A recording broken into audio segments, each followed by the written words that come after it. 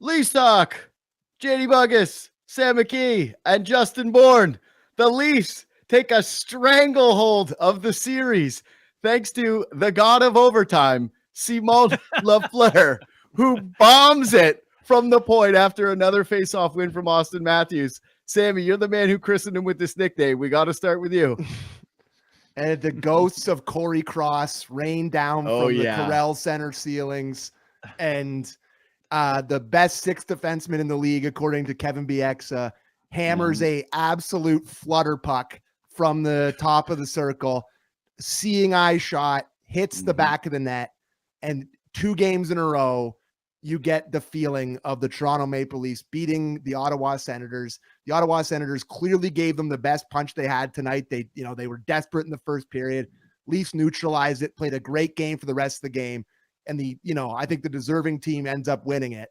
And boy, to be sitting here doing a show up 3-0 in a series, I didn't know that was allowed as a Leaf fan, but I got to tell you, fellas, it feels pretty good. I'm feeling quite happy about that at this very moment. Yeah. What'd you feel? What'd you think play?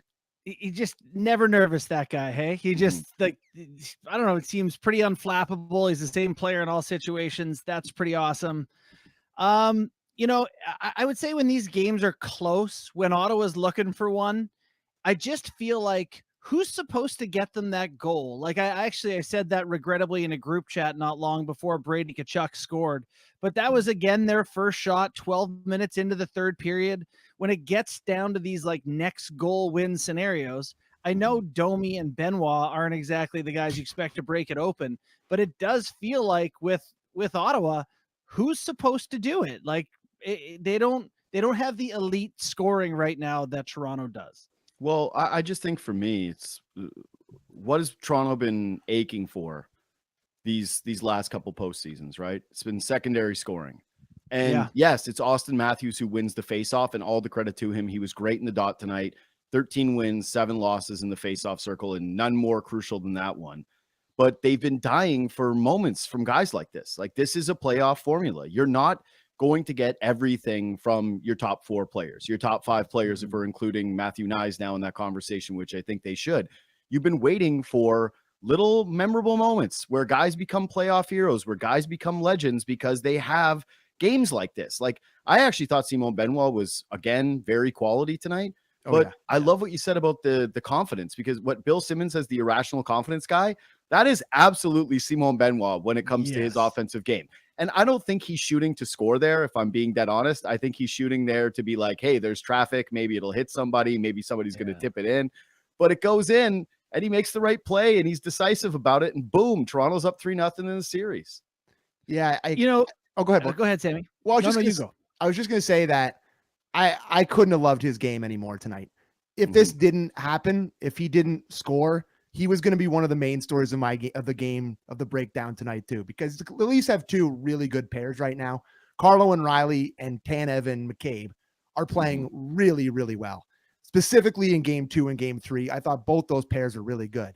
But, it's easy to kind of take away from what Oliver Ekman-Larsson and Simon Benoit are doing. And Simon Benoit is just in a dogfight every shift. Like, guys are, he's just digging pucks out in extreme battles. It feels like every shift, nose to nose with Brady Tkachuk, just like doing all the little things that, you need an absolute butcher on your team. You need a guy like this that's just not afraid to get his nose dirty, goes to the areas with big, scary guys and is willing to just bump bodies with them. And I just thought he was brilliant in this game before this goes in the net. Like, I'm really, really happy that he had some moments this year. They've brought him out and, put him back in the lineup or whatever, but they stuck with him when there was a lot of people throughout the year saying they should put Myers in. They should give him some run. And they stuck with Benoit, and it obviously built his confidence. And he's been really, really good for 3 games. And this is just like, on a personal level, you mentioned about Domi, like, what a moment for this guy. Like, this guy was a cast off from the crappy Ducks. Like the Ducks, who are a horrible team, are not going anywhere. They cut him. Brad Treliving signs him. And now he's scoring an overtime winner in the Battle of Ontario in Ottawa to put you up 3-0. Like, it's just amazing. On a personal level, that's just an incredible story.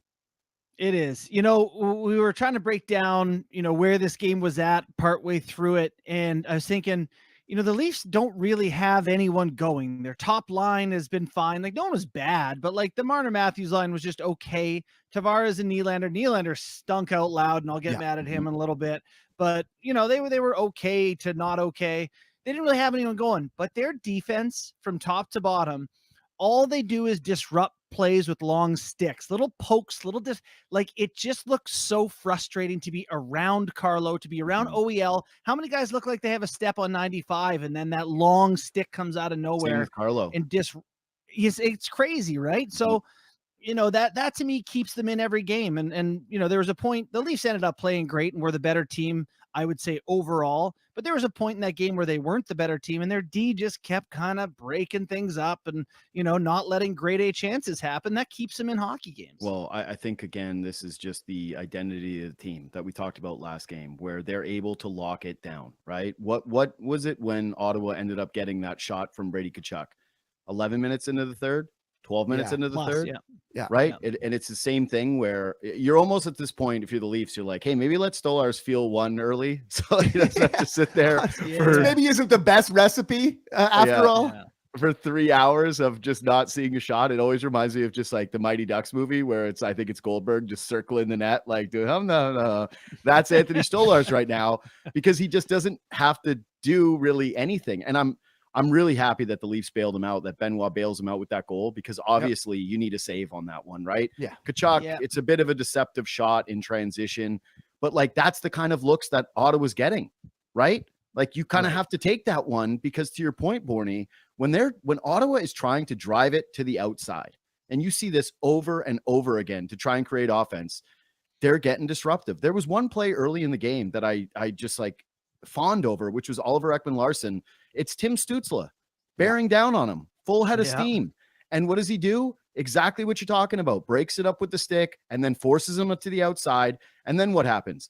Get a body on the boards, win the puck battle, and then simple, easy clear. And it feels like rinse, repeat over and over and over again for Toronto with that style of play of like, hey, we're going to force you to the outside. Then someone's going to poke the puck off your stick. Then we're going to take it away from you, and it's going to go the other way. And so you're right. I don't think anyone was spectacular tonight from the forward group, right? Like who really stuck out? I got a couple of minor positives. And I think that the coach agrees with me, because here's a stat for you. Guess how many forwards tonight were over 20 minutes? Not zero. Correct. Really? 0. I mean, wow. If you're looking in a for game that went to overtime too, I guess there's not much overtime. Yeah. But if you're looking for the biggest differences between Keefe and Berube, that might be the first, like that might be the biggest one ever. Like that's they're looking for tonight. Keefe had Marner out there for 32. That's unheard of. But normally, like I just think that part of that was they liked playing that defensive style. They wanted to keep bodies fresh. They liked a lot more what they were seeing from the third or fourth line. I don't know what to call it. We used to call them the Domi line, because we don't know if they're the third or fourth line anymore. Yeah. But the Domi line played way better tonight, I thought. Like they actually generated some chances. You felt Pacioretty's impact physically in this game. You also felt just his ability to hold on to the puck in the offensive zone when there's someone that actually touches him, which is, not a Nick Robertson staple. His is more space and time. Pacioretty is just like, you can be hanging off my back. I'm going to make something happen. So I think that part of it was a byproduct of no line was spectacular, but no line was killing you. And you were trying to keep fresh legs out there, short shifts to kill the game. And it was working for you defensively. But another part was that, I think Berube was searching a little bit, Bourne. Yeah. The Lawton line I thought was really good doing their job too, right? Like Lawton, I messaged you guys, I think that group chat where just the PK, I thought Lawton was out there for both times. They only had 3 players on the ice and he was excellent. Got in lanes. He held on to the puck more in the ozone. Like that line has some value. And so if those lines can keep their head above water and get some looks, like they almost scored, both the Domi and the Lawton line almost scored tonight. They're kind of doing their thing and they're hanging around these games. I also think right now, like Tkachuk has some sort of groin thing going on. Greg, they were saying, was maybe like not 100% to go tonight. I'm not sure if that's just illness Jensen or what. Too. What's that? Yeah. Jensen too. Jensen too. Like, the Leafs are in a good spot here, boys. I know it's you never want to say that about the Leafs, but like at this point, things look pretty optimal so far. Yeah, I would say that the crazy how much bigger and better and more impactful the bottom six felt with just inserting one guy. Like I know Nick whatever, he is what he is, but just putting Max Pacioretty in there, and I think we showed it in our first highlight pack there, on his first shift of the game, he just crumples one of the 6'5" defensemen, like immediately just sends him to the ice immediately his first shift of the game, right? That line, like you said, the zone time, they were just able to cycle it better. Pacioretty is just like a veteran NHL player. And Berube said this morning that like his reasoning for it was he's big, he's a veteran. It's going to be a tough game. Yeah, but that turned out to be the things that he brought. He was exactly right. He pushed the exact right simpler button. Than we make it. Yeah, like, I had to listen to Sheldon Keefe like go on for 15 minutes every morning talking about every intricacy, and Craig Berube's like, yeah, he's big and he's old and he's heavier than some of these guys, so he's going in. Like, you know what? It's a refreshing difference. There's a couple things with that. One is I think the Leafs are actually the heaviest team in the NHL. Like, they were top few last I checked. Yeah, I think that they are by like weight the biggest and tallest team in hockey.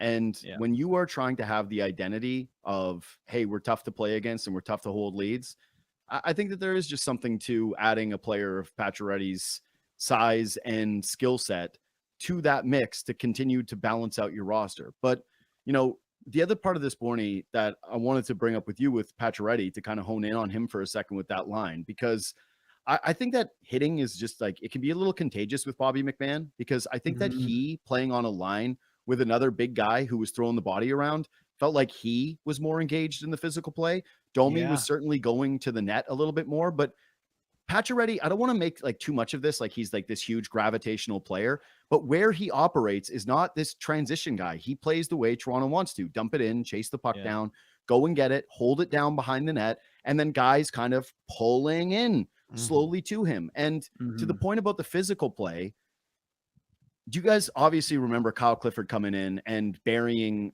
I can't remember who it was, from behind and taking the 5-minute major right away. And the Leafs survived that penalty, and it was awful. He gets tossed from the game. Pacioretty obviously comes in with a mandate to be like, hey, you got to go out there and be physical and be hit. But he never did anything stupid, because he is a actual high caliber hockey player who's played in games like this and been more than just a physical guy. So he brought energy, but he also knew how to play within it, which I thought was critical with Pacioretty tonight. Yeah, totally agree with that. It's funny as a player, when you come to the rink and you see the lines put on the board, or whether it's the morning or usually morning skate, and who you're playing with, there are certain guys who are like, doesn't matter, you're going to get the same player. And then there's certain guys, I was one of them, who you would get more out of if I felt good about it. There's a couple of guys I wanted to play with. I liked the way they played. You're like, all right, tonight's something. I have thought at times that Max Domi is that guy. Bobby McMahon might be that guy too. He might be a guy who looks at his line and goes, okay, it's Tavares, Nylander, watch me go. And then you put him down with a couple of guys he doesn't really love, and he's like, I'm just not of any use here. He seemed more engaged with Pacioretty on his line tonight. And then you have Domi out there feeling good about himself, who's a disher with 2 shooters. So I what's funny is, like, I really want David Kampf to get in this series, but there's just no one to take out for him. It's the Leafs have 14 NHL forwards this year. No year we've done this show could we say that same thing. No, they really do feel extremely deep. And there's just, like you said, the camp thing. There's no, like, I thought if you were ever going to do it, it was going to be tonight, because you were looking for more defensive look with the defensive zone draws or whatever. But now that you won this one, like, you just obviously run back out this exact same lineup for Game 4 on Saturday night, which is pretty exciting, with a chance to win the series in 4 games. But I love the Patch's contributions tonight. Can we talk about that unbelievable pass by Mitch Marner to Austin Matthews tonight? I want to get to that line. I just, the last thing on the depth for me is simply, that's what playoff teams are, right? Like, we talk about this every year, is like, if you're gonna go on a deep run, you're gonna sustain some injuries. So if you're David Kampf, you got to stay ready. If you're Nick Robertson, obviously you've got a lot of experience with getting scratched. You got to stay ready. Somebody's likely to go down at some point, and that is actually, again, one of the hallmarks, and what is the nice thing to kind of tie it back to what we were discussing earlier about how all of a sudden there are guys chipping in this series with offensive production and big moments, is that you also look at them and you're like, wow, they really are 6 defensemen deep. They are 2 goaltenders deep. And now they've got so many forwards that it actually feels like tough decisions for them tonight. But yeah, let's talk about the first line, because I thought that if we're doing themes that connect also from the last game, it was another game where I thought a centerman and his line were probably leaving you a little wanting throughout the contest. And then that same centerman comes up with a huge goal. Sammy? Yes, I sent some incendiary tweets and text about potentially needing an impact from Austin Matthews to kind of win this game. And they came out on the first shift and they had multiple chances. And they were so good. But I mean, if you're watching on YouTube Sportsnet Plus, this like Marner off the boards, off the walls, clearly we saw it in the Four Nations where he kicks it off his skate, puts it on McDavid's stick to shoot it in the net for a massive goal. Here, it's just, again, it's a deft touch off the boards onto the stick.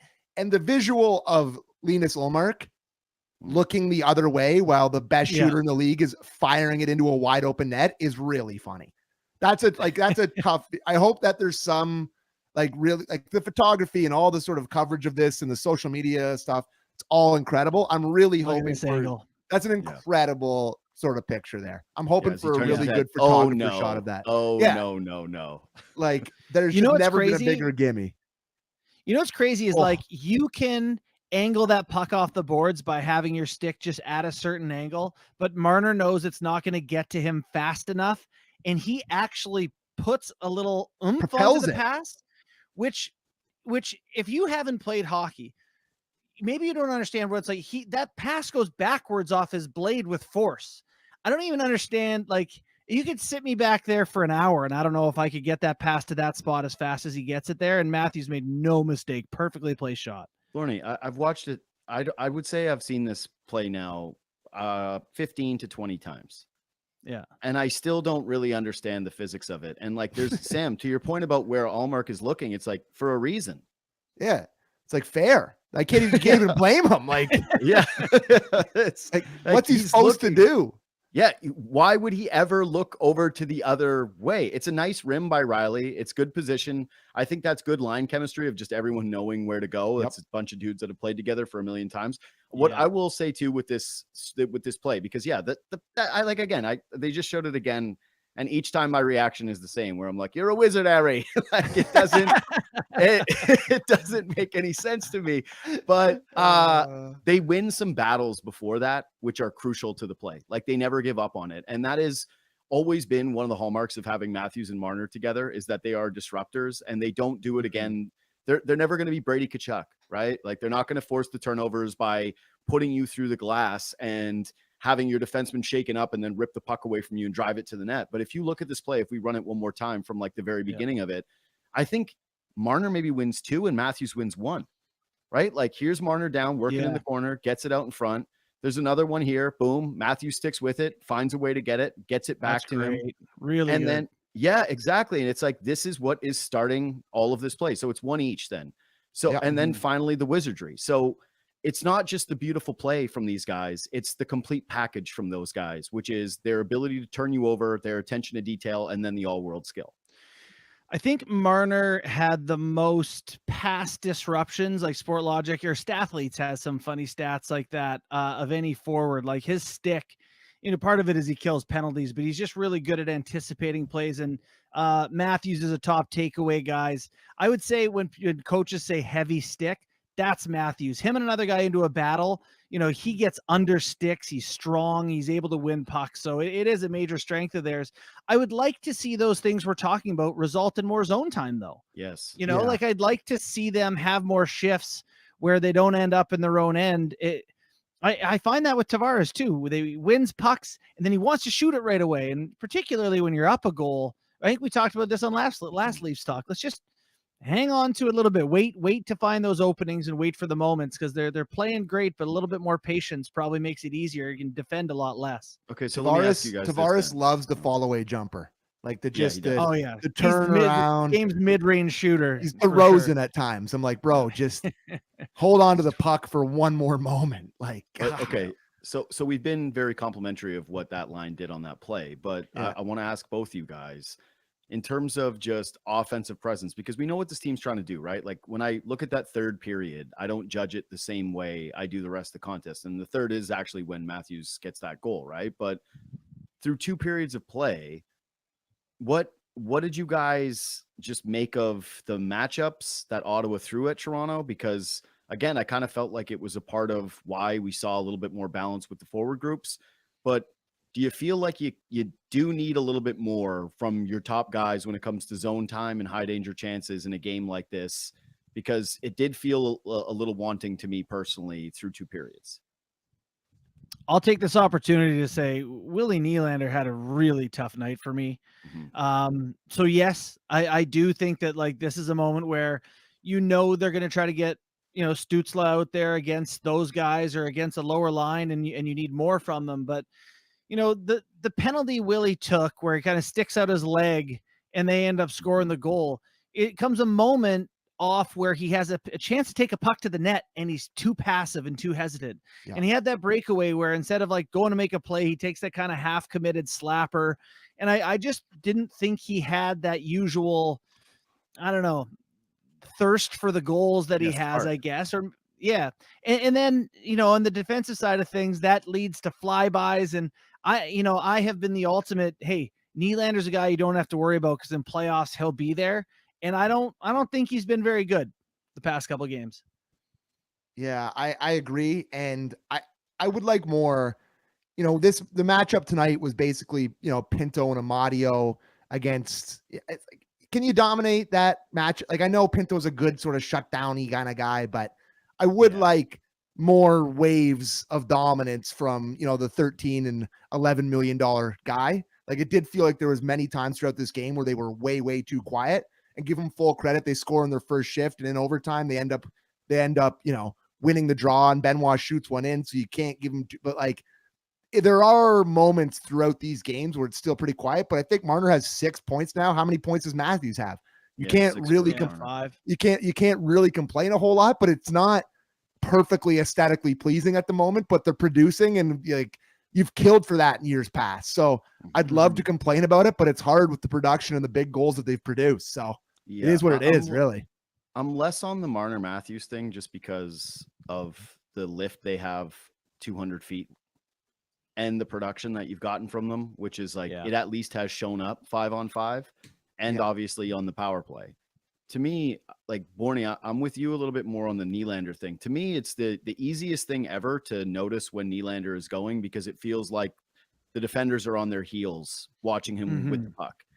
And I can't say that there have been too many moments where Nylander has been playing with that just doggedness on the puck, that physicality that he can bring, because you don't think about him as a physical player, but he obviously is just a freakish athlete that is impossible. Yeah, strong, tough to take off the puck. And it's always tough because he's got Nylander face, which is he's smiling. He looks passive. He's not barking at people. But I did look at him a few times tonight and I went, do you know what game? Like you hear the Senators fans losing their minds, right? You know that this is the Battle of Ontario. This is game 3, that you have an opportunity to get a stranglehold here. His game felt a little passive to me tonight. And it's funny because early in the series, I don't know if it was game 1 or game 2, but he was like in a couple scrums and he was like using his physicality. Yeah, and like, that's right. It felt like it was kind of, he was really trying to do that part of the game, but there was none of that tonight. Like there was just no, and like the breakaway, like you said, tries to go full Lawton with the slap shot. And it's just like, he had a couple more strides, make a move, try to do something a little bit more creative there. But yeah, I think that if you can say to yourself that you're up 3-0 in a series without William Nylander giving you even close to his best, it's a pretty incredible story for the Leafs here. Like he hasn't been close to as good as he usually is in the first round. So they're bailing him out a bit, but yeah. You know what tonight was for me, Sam? Tonight was the reward you get for winning your division, where maybe you're not awesome. Maybe your best guys aren't their best. Maybe you don't even get every save you want to get, but the other team just doesn't have that Kucherov that makes you pay, or the Barkov or whatever. Like they played fine. I think they were the better team tonight by a bit, but it was a reward for winning the division, that game. All right. Yeah. Well, one thing that has been working with those guys is the power play. It's now 5 of 9. Oh my God. a real beauty tonight. That was just like they'll put that one up there where Sportsnet Central goal of the night. But like everything's coming at the net. Like they're always pressing, always threatening, you know? Yeah, it was not. I think that's a big part of it is when you're able to like collapse the teams down low, and now all of a sudden you've got who is the forward that came? It was Pinto, right? That goes off. Yeah, it's Pinto where it just bangs off of him. Goes off his Pinto. Yeah. but for real, like, you know, you laugh at the way that goes in, but they also completed 3 triangle-shaped one-touch passes before that. It's true. It's true. You know? It's true. It's funny because that's exactly the goal that Brady Tkachuk gets the night before, but not it just through his legs instead of from the outside. Nice. I could have used 34 to just poke that in. Honestly, how does he fit on that one? Just chop it in. They may give it to him after one atom of his tape touched it or something. But I mean, I got to tell you, boys, it's an incredible feeling. Yeah. To have the power play really be a threat in a playoff series where you get excited when the other team takes a penalty. You're not dreading it. What was it? What was it like last year? Was it? It was 1 for 24. 1 for 21. Yeah. 21.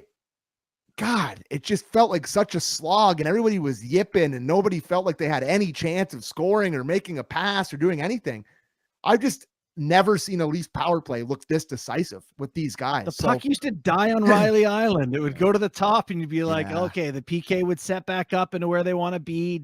3 dust-offs, and doesn't happen Also, just look at the way they're snapping it around. Like there's such a level of unselfishness to this power play right now. Nobody cares who's getting it. They all know that they're going to get a taste. And it's just dogs on a bone around the net where all of a sudden it's like, oh my God, there's 3 guys right in the blue paint hovering around a loose puck. And you've got a Senators player like splayed out desperately trying to make something happen. And I just think, when you're good, you get lucky, or what's the saying, right? You got to be good to be lucky. And I think that was kind of the case tonight where it's a high confidence. It used to kill them from a momentum standpoint. They would get the power play. And you're right, Sammy, the word dread is perfect because you were kind of like, oh my God, please don't let this happen. And it felt like the game would tilt afterwards. And the other part of it too, is that they couldn't set up. It felt like they were just making desperate plays. Like, okay, like, all right, get it towards, like, just take a shot, get something going on here. One and done, one and out. This one, they set up, they take their time, they snap it around, and they wait for a good opportunity, and they're capitalizing on it. I just don't think I don't think it's that complicated. Huge factor in this. I don't know what the number is in the playoff on their 9 power plays. Have they lost a draw on it yet? That's been a big help. They've been cleaning the Sens out on the power play draws. It feels like they just have possession immediately every time. They score within the first 8 seconds. Usually it's like, it's Oilers-esque right now. It's really unbelievable how dominant it's been. So go Savvy, go. Good for you, buddy. You got it humming there. Your celebrations on the bench, we got to get the bench celebration tonight for Savvy. See how crazy he went, but good for him because he's got the unit. It's rocking and rolling. I felt bad for him when I saw that the media asked the question of Rube and they plastered that quote everywhere. They put we asked for composure from the players. We expect the same from the coaching staff. I was like, man, come on. It's like, let the guy be happy. Jeez. Yeah.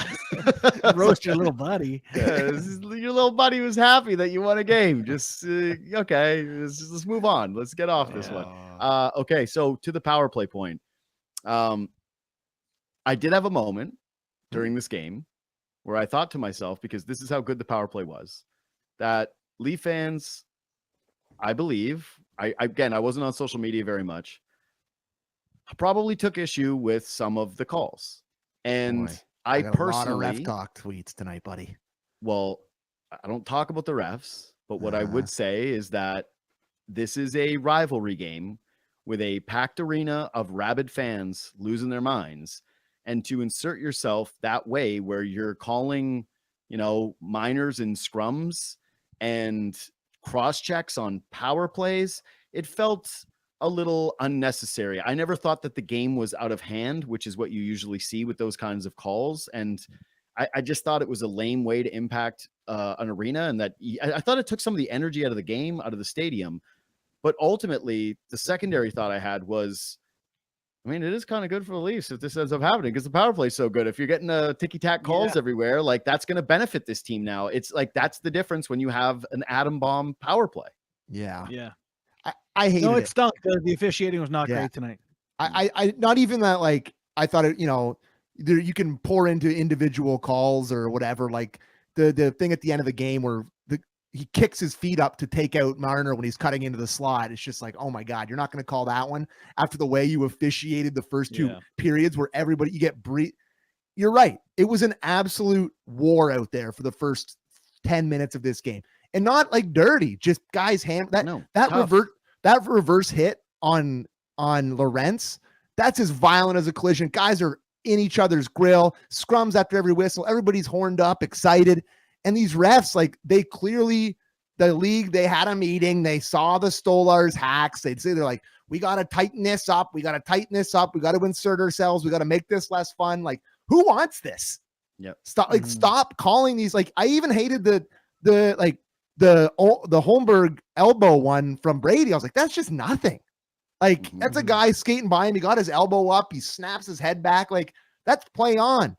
Like, they're all just play on to me. I don't need the stupid coincidental minors. And Bieksa nailed it in the intermission. He's like, he puts it 4-on-4. It completely changes like the feel and tone of the game. It's stupid. It's just unnecessary. So we don't talk about the refs, so we don't really talk about the refs, but I thought they were brutal tonight. Brutal. I think that if you're Gary Bettman, though, and you look at a game like that, that's one where you kind of circle it and go, hey, we need to have passion in our game. And when you're like, think about the way that you sell hockey. You don't just sell it on the skill. And we've already gone through this. What was the most memorable moment from the last game? It's Stolarz getting into it with Greg outside of the overtime winner, right? Yeah. Hockey is a balance of those two things. And certainly it is when it's the Stanley Cup playoffs. We're running ads right now, right? You guys have seen that one where it's like, it takes and it takes. And it takes. It's actually a fantastic ad. It's very good. Buddy, but you know why every hockey ad is so good? Because they've got a million clips of guys bleeding from their mouths and limping towards the benches and 100%. getting into these scrums. It's a part of the game. And so for those officials to get involved, like I will tell you this, I actually think I hated every penalty both ways in this game outside of the Nylander knee. I agree. It's funny, isn't it? Because it was, for a while there, it was like, we can't be glorifying these guys getting hurt and whatever, because we know what happens to them when they're old or whatever. And then after a while, it was like, yes, we can. The guys want to play and volunteer to play and have seen how it ends now. And, if you choose to do this, and again, choose, total choice, then we should absolutely revere the guys who put themselves in harm's way for the hockey team. It's a greater good thing, and it's admirable as hell, and it's cool and rare, and it's one of hockey's greatest strengths. Yeah, absolutely. Well said. I love it. So I hated it. All right. Anything? I have one other major thing, which is crowd talk. Yes, me too. I was going to go there next. Okay. Yeah. Crowd talk time. Congratulations. You did it. I'm proud of I was getting conflicting reports. I had a lot of people who were at the game. I was like getting the little birdies sending me the texts and the DMs. Yeah. And I had Leaf fans telling me that it was 50-50 in the lower bowl. It was not. Like, I don't know if you're like looking for it or you're just excited at the fact that you're a part of the takeover or the attempted takeover. So you're trying to juice up the numbers. But man, I said it today on my show.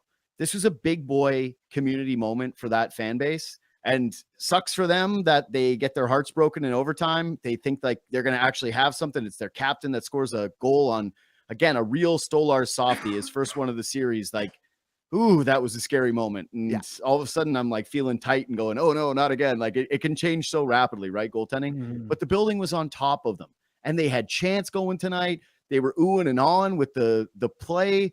I think that if you're a Senators fan, you should be proud that you showed up into your arena. Again, Saturday night's going to be a disaster. Yeah, zone. What do you think? 50, I think it's going to be 60-40 Leafs for Leafs, sure. Yeah. Leafs. They're you coming. gotta dump them. The locusts are coming, boys. They're coming. You don't want to be in the building to watch that? Well, no. I will say I'm the kind of guy who goes. Sammy's not, because I dragged him to a Blue Jays game once. You know this. Gave him a free ticket to go see the very end of the Bautista-Edwin era, where they were getting killed. It was done and dead against Cleveland. They'd already had their shaken. Haunts my dreams. Haunted his dreams. And I told him, I was like, we got to go and support the team. So, like, we got to say our goodbyes. And you know what? We got that moment, right, where Bautista hit the double. Yeah. And the crowd went nuts. And it's like, those are nice. this is a little different because Guess what? It's not going to be. You went to 60 the viewing and it was open casket. It's not going to be. It's not going to be 60% Cleveland Guardian fans at this game, buddy. Sure. Like that's a way worse scenario. No, way worse. This is why you have to dump them if you're a Sens fan, is because if you get swept, walking out of the arena is a nightmare. And even if you win, it's a nightmare. Everyone goes, get this in the camera. I'm holding. There's no upside. There's literally no upside to going to that game. It might be 100%. It might just be 100%. But I'm like genuinely, I know a lot of Leaf fans want to take over, and they're like our barn, and I like that's fine. I love it in the regular season, and again, I've participated in many of them. But if in order for this to be a real rivalry, Ottawa has to be a real franchise, and you're not a real franchise if in playoff games the other team just takes over your arena and makes it no fun. And by the way, I'll say I thought the Sens fans were so raucous that the Leaf fans that were there, which was again a healthy number, felt invisible. I'm looking around the boards trying to see like they were just like. I didn't hear a single go Leafs go chant. No, I didn't hear like it get loud for the Leafs goals. I saw a lot of people sitting in their seats going, we'll be quiet. We're getting, we might leave here in a bag if we sit up. Like it was, I did love, full credit to the Matthews Balding chant. That's all time stuff. It was great. Like that's as good as it gets. Like, that's I just true want more good Canadian hockey markets, man. Like, this is our game, and it's awesome having more cities that care. And so Ottawa just becoming a suburb of Toronto, that's no different than Pickering or Oshawa, sucks. It's not good for the game. It's better for the game if they have hate and they've got their community out there and they believe, and then you crush their tiny little hopes. Like, that's the best feeling of it all.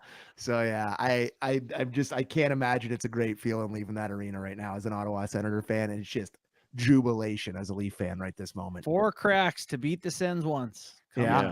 Should be fine, right? That thing should be fine. Should be fine. No one will feel nervous. If you imagine the ice cream, the cherry on top of the Core 4 era, if this went wrong from here. Listen, let me just. I don't know if I. Okay, I'll say it. Like this would be the coup de grace of the. This would be like the cherry on the crap sundae. You would hear open trade Matthews. Yes, I would. No, I would say fold the franchise. Like, I was just looking at my notes to see if there was anything else, and I just kind of checked in and realized what you were saying. Like, if it was to happen, and like, if it was to happen, like, it's over. Leafs talk's done. It's all over. There's talk's done. What are you supposed to say about the team? Like, imagine rolling in here game 1 next year, like of the regular season. Like, I thought Nick Robertson gave him a good. Like, shut up, idiot! This year's gonna be different. Like I honestly, I might have to change jobs. It might be beer store time, boys. Like it might be time to just get a job at the beer store and just take up the arts. I've always joked I'm going down to Texas and going to work at a Bunkis because they pay like the guy who washes the floor $125K, and you can live in a mansion in Texas, one of those little minivans. That's where you'll find me, is fishing somewhere with a nice little plot of land, and then it'd be like, hey, didn't you used to like the Leafs? I'll be like, never heard of them, sir. Never seen them. We don't say that name. Haven't heard that name in years. Take a deep drag on your dart. Living in anonymity, hacking 2 packs a day, just Jim Beeman. That's the life for me if that was to happen. So absolutely. You might have one roommate if that happens, pal. Maybe 2. You can subscribe to this podcast on Apple or on Spotify. It really helps the show. You can follow our other shows as well, Real Kipper and Bourne and the JD Bunkis podcast. I've got George St. Pierre tomorrow. Going to talk with Craig Simpson. You guys got plugs? Just Doug McLean as usual. Doug McLean as usual, and the electric Leafs line tomorrow. I'm sure Leafs line tomorrow will be not fun at all. Yeah. So we'll do Leafs line tomorrow, and then just Doug McLean. I will say this, that is the most like obvious like Bourne and I work difference is like I know who my guests are in the next 2 weeks. Yeah. And he's like, tomorrow, who do we got? We'll deal with it when the sun rises. I gotta tell you, I got a heavy load right now. We're getting through her. We got guests every day, boys. We got guests every day. It's a heavy load. We're carrying. You can follow us on Twitter and Instagram at JD Bunkis, at JT Bournes, at Sam A. McKee. Reach out anytime. Again, if you were there at the game, I always like getting those stories. But we'll always love hearing from people as well. For JD Bunkis, for Justin Bourne and Sam McKee, we're signing off. We will see you Saturday night, hopefully for the sweep.